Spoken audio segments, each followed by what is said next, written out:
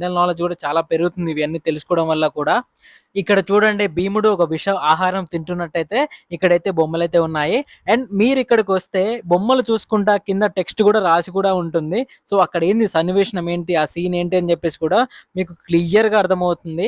So, కళ్ళకి కట్టినట్టుగా మీ ముందే ఒక విజువల్ ఇమాజినేషన్ ఒక సినిమా లాగా చూసినట్టయితే ఈ 'సురేంద్రపూర్‌లో' పెట్టారు.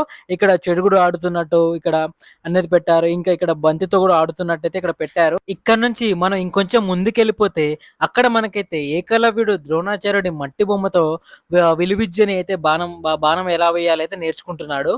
ఈ స్టోరీ గురించి మీకందరికీ ఆల్రెడీ తెలిసిందే. ఏకలవ్యుడు గురుదక్షిణగా ద్రోణాచార్యుడికి తన బొటన వేలైతే కట్ చేసి ఇస్తాడు. సో, అదైతే ఇక్కడైతే చూపిస్తున్నారు మనకి. దాని పక్కనే మీకు భీముడు, దుర్యోధనుడు ఇద్దరు కలిసి గదతోటి యుద్ధం చేస్తున్నట్టుగా అయితే మీకైతే చూపిస్తున్నారు. దీని పక్కనే మీరు అబ్జర్వ్ చేస్తే గాంధారి దుర్యోధనుడికి మూలికలతో మర్దన చేస్తున్నట్టయితే తన బాడీని, శరీరాన్ని అయితే చూపిస్తున్నారు. ఇక్కడ కనిపిస్తున్న ఈ బొమ్మలు చూస్తుంటే నిజంగా వాళ్ళే ఉన్నట్లు అనిపిస్తుంది. అండ్ దీని పక్కనే ద్రోణాచార్యుడు పాండవులకి విలువిద్య నేర్పిస్తున్నట్లయితే ఈ బొమ్మలైతే కనిపిస్తున్నాయి మనకి. దీని తర్వాత పక్కనే ఉన్న బొమ్మల్లో కౌరవులందరూ కలిసి గురుదక్షిణ ఇస్తున్నట్లయితే చూపిస్తున్నారు. మీరు ఈ బాలభారతం సినిమా చూసుంటే మీకు ఫస్ట్ నుంచి ఎండింగ్ వరకు అక్కడ